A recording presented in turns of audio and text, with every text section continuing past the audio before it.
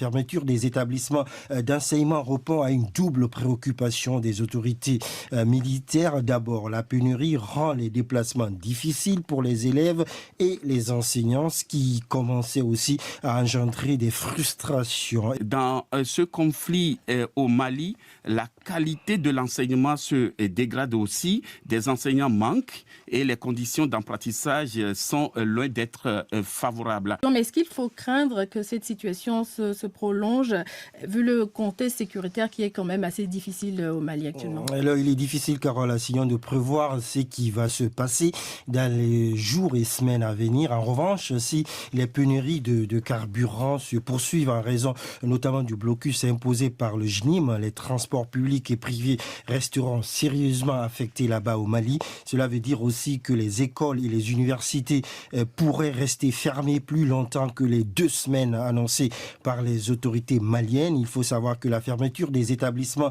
d'enseignement répond à une double préoccupation des autorités militaires. D'abord, la pénurie rend les déplacements difficiles pour les élèves et les enseignants, ce qui commençait aussi à engendrer des frustrations. Vous avez interrogé justement un expert sur ce sujet. Oui, on va peut-être l'écouter. Ce sont les communautés locales qui doivent s'organiser. Ce sont les communautés locales qui doivent discuter entre elles pour essayer de ramener la paix, de renforcer la stabilité, pour pouvoir maintenant être dans un environnement calme, paisible, pour pouvoir maintenant espérer pouvoir accueillir des enfants, pour pouvoir accueillir des enseignants qui seront dans des conditions optimales de travail pour encadrer les élèves. Autrement, ça sera extrêmement difficile. Donc, les organisations qui souhaitent mettre en place cette stratégie-là doivent s'appuyer sur ces communautés-là pour d'abord ramener la paix. Encore la paix, et parce que sans paix, il est impossible de faire quoi que ce soit, surtout dans ces zones exposées à l'insécurité.